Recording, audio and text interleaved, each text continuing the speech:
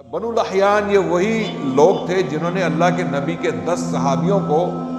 دھوکے سے اپنے پاس بلا کر قتل کر دیا۔ اللہ کے نبی صلی اللہ علیہ وسلم نے قریشیوں کو بھی پیغام بھیجا کہ ہم یہاں آ چکے ہیں، تمہارے علاقے میں موجود ہیں، تمہارے قریب موجود ہیں۔ حالانکہ اللہ کے نبی صلی اللہ علیہ وسلم کے ساتھ 200 صحابی تھے۔ اللہ کے نبی کو یہ معلوم تھا کہ یہ لوگ بزدل ہیں، یہ مل کر ہم پر حملہ کریں گے، لیکن کبھی اکیلے ہم سے مقابلہ ہمارے سامنے نہیں آئیں گے۔ تو 10 لوگوں نے دشمن پر حملہ کر دیا حضرت محمد بن مسلمہ کی عمارت میں، لیکن وہ سارے کے سارے 10 کے 10 تقریباً سوائے محمد بن مسلمہ کے سب لوگ شہید کر دیے گئے، اور محمد بن مسلمہ جو ہے وہ واپس پہنچے۔ تمہارے پیچھے ضرور آئیں گے، اللہ نے ہمیں حکم دیا ہوا ہے کہ اے ایمان والو ان لوگوں سے لڑو جو تم سے لڑتے ہیں، جو تمہیں نقصان پہنچاتے ہیں، تم بھی ان کا جو ہے وہ رسپانس دو۔ یہ سریے، یہ ایکسپیڈیشنز، یہ مہمات اللہ کے نبی یک کے بعد دیگرے ایک ہی مہینے میں کئی مہمات اللہ کے نبی مختلف صحابہ کے ساتھ بھیج رہے ہیں۔ اس کا نتیجہ یہی ہے کہ مسلمانوں کے دلوں کو مضبوط کیا جائے۔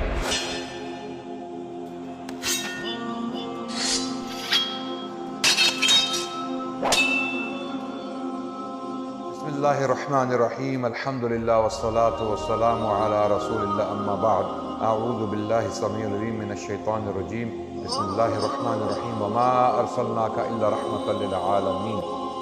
ناظرین کرام، آپ کی خدمت میں تاریخ اسلام کے سلسلے کی ایک اور کڑی پیش کرنے جا رہے ہیں۔ پچھلی قسطوں میں ہم نے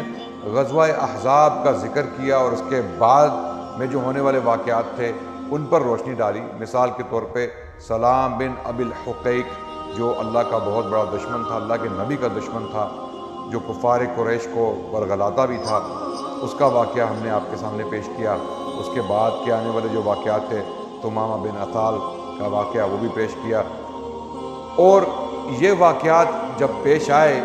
تو اس کے بعد اللہ کے نبی صلی اللہ علیہ وسلم نے فیصلہ کیا کہ جو اللہ کے دشمن تھے، جنہوں نے مسلمانوں پر بڑھ چڑھ کر حملے کیے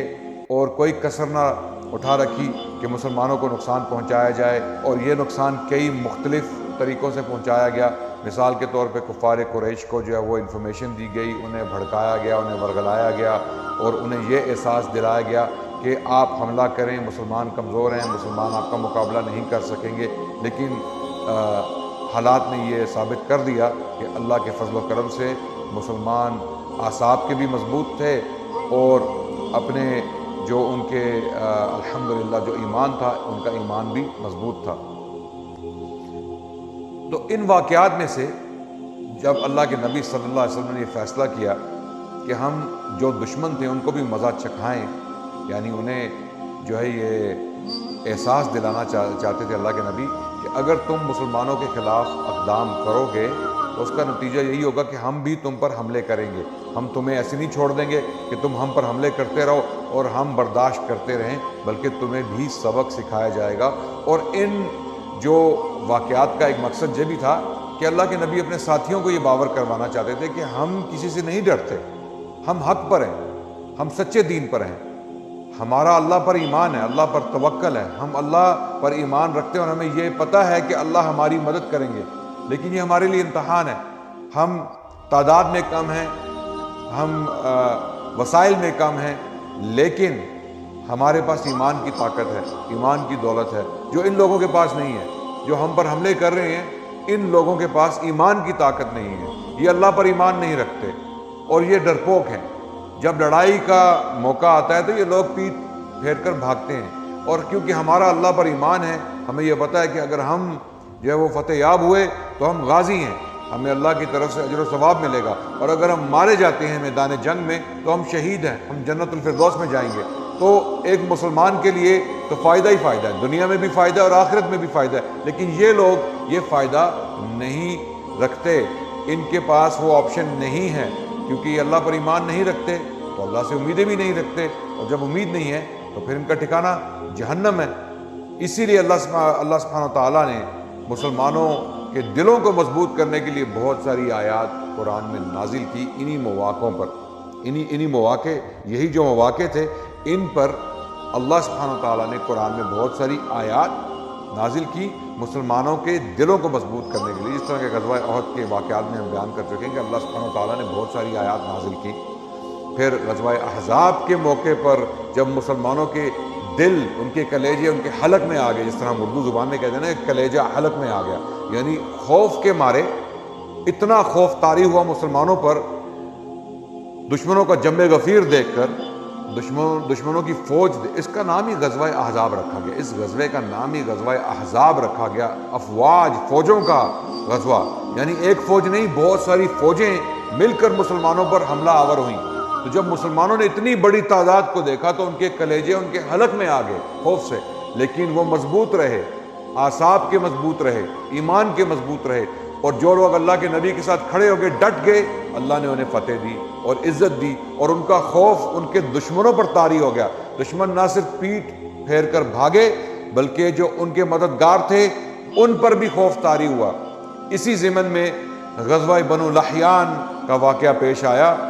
اور اس پر روشنی ڈالتے ہوئے ہم آگے چلیں گے انشاءاللہ۔ بنو لحیان یہ وہی لوگ تھے جنہوں نے اللہ کے نبی کے 10 صحابیوں کو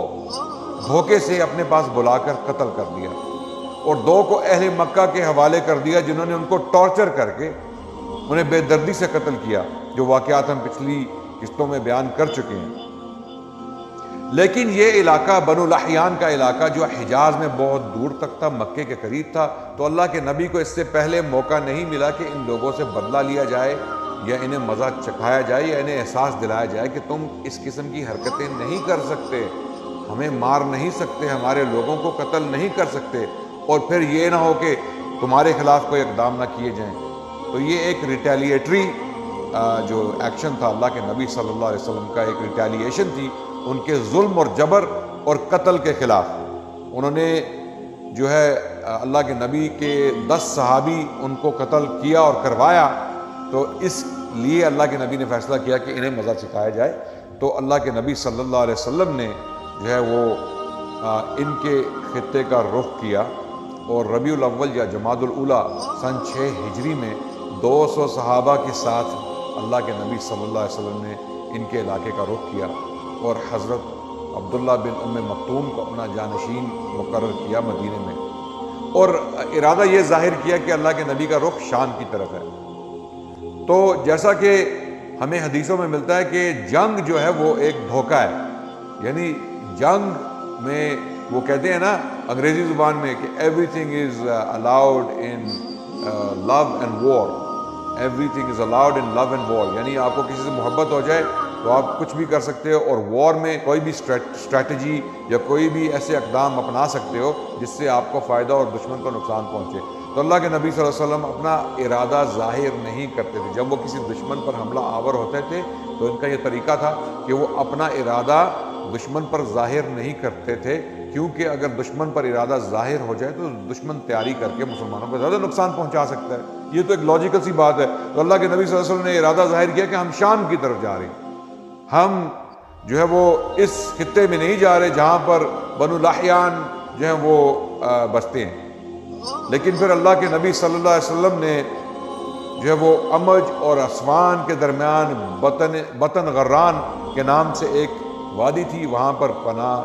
جو ہے وہ لی اور اپنے خیمے وہاں پر گاڑے، اور بنو لحیان کی طرف پھر ایک جو ہے وہ ایکسپیڈیشن یا ایک سریہ بھیجا، اور اصحاب الرسول نے بہت ڈھونڈا لیکن وہ نہیں ملے۔ انہیں معلوم ہو چکا تھا کہ مسلمان جو ہے وہ بدلہ لینے کے لیے آ رہے ہیں، جو ہم نے ان کے 10 بندے قتل کیے اور کروائے، 8 کو خود قتل کیا اور 2 کو مکے والوں سے مروایا، انہیں قتل کروایا، اب مسلمان وہ بدلہ لینے کے لیے ہم سے آ چکے ہیں۔ تو بنو لحیان کے لوگ ڈر کے پہاڑوں پر چڑھ گئے اور چھپ گئے، پہاڑی غاروں میں، پہاڑی گھاٹیوں میں چھپ گئے، اور مسلمانوں نے انہیں بہت ڈھونڈا لیکن وہ نظر نہیں آئے۔ لیکن انہیں یہ احساس ہو گیا کہ ہم نے جو غلطی کی تھی، ہم نے جو گناہ کیا تھا، اس کا نتیجہ یہی ہوگا کہ مسلمان ہمیشہ ہم سے بدلہ لینے آئیں گے، ہمیں چھوڑیں گے نہیں، کیونکہ ان کے قیمتی لوگوں کو، قیمتی افراد کو ہم نے قتل کیا۔ تو یہ ایک جسٹس کا معاملہ تھا، یہ عدل کا معاملہ تھا۔ اللہ کے نبی صلی اللہ علیہ وسلم اپنے ساتھیوں کا خون رائیگاں نہیں جانے دے سکتے تھے، اس لیے اللہ کے نبی صلی اللہ علیہ وسلم نے عدل کے نظریے کے تحت یہ قدم اٹھایا اور ان لوگوں کو مزہ چکھانے کے لیے ان کے علاقے کا رخ کیا، لیکن بنو لحیان نہ مل سکے۔ اس کے بعد آپ نے اسوان کا قصد کیا اور وہاں سے 10 شاہ سوار جو وہ قریش کی طرف بھی بھیجے، تاکہ قریشیوں کو بھی یہ خبر ہو جائے کہ اللہ کے نبی ان کے اتنے قریب آ چکے ہیں بنو لحیان کے پیچھے۔ یعنی مقصد یہ تھا کہ دشمن کو یہ پیغام دیا جائے کہ غزوہ احزاب کے باوجود تم اتنی بڑی فوجیں لے کر آئے، مدینہ کا محاصرہ کیا، 4000 کا لشکر قریشیوں کا لشکر تھا اور 6000 کا لشکر بنو غطفان کا لشکر تھا، یعنی 10,000 کم سے کم 10,000 کا لشکر، جو جزیرۃ العرب میں ایک جو ہے عجیب سا واقعہ تھا۔ اس سے پہلے اتنی بڑی تعداد میں لوگ اکٹھے نہیں ہوئے ایک گروہ کو مارنے کے لیے، یہ بہت بڑا لشکر تھا۔ اور جزیرۃ العرب میں تو ویسے بھی آبادی کی کمی تھی، وہاں پر اتنا بڑا لشکر اکٹھا کرنا جو ہے وہ جوئے شیر لانے کے مترادف تھا۔ تو جب یہ لشکر ناکام ہو کے نامراد ہو کے لوٹا تو ان کے ذہنوں میں شاید یہ ہوگا کہ ہمارا لشکر دیکھ کے مسلمان جو ہے وہ ڈر گئے ہوں گے، یہ کبھی سوچیں گے بھی نہیں ہم پر حملہ کرنے کا۔ لیکن اللہ کے نبی صلی اللہ علیہ وسلم نے جب بنو لحیان کا پیچھا کیا، انہیں مزہ چکھانے کے لیے، ان سے بدلہ لینے کے لیے، انصاف کا تقاضا تھا کہ ان لوگوں کو جو ہے وہ ان کی جو گناہ ہیں، انہوں نے جو قتل کیا تھا بے گناہ لوگوں کا، اس کی سزا ملنی چاہیے۔ اس کے ساتھ ساتھ اللہ کے نبی صلی اللہ علیہ وسلم نے قریشیوں کو بھی پیغام بھیجا کہ ہم یہاں آ چکے ہیں، تمہارے علاقے میں موجود ہیں، تمہارے قریب موجود ہیں۔ حالانکہ اللہ کے نبی صلی اللہ علیہ وسلم کے ساتھ 200 صحابی تھے۔ آپ اندازہ لگائیے اللہ کے نبی صلی اللہ علیہ وسلم کی بہادری کا، ان کی دلیری کا، اللہ پر توکل کا کہ 200 ساتھیوں کے ساتھ وہ مکے کے اتنے قریب آ چکے تھے۔ تو اللہ کے نبی صلی اللہ علیہ وسلم نے پیغام پہنچایا کہ ہم یہاں پر موجود ہیں، یعنی ہم تم سے ڈرتے نہیں ہیں، تم لوگ جتنے مرضی حملے کر لو، ہم اپنے دین پر قائم رہیں گے، اپنے دین کو نہیں چھوڑیں گے۔ اور پھر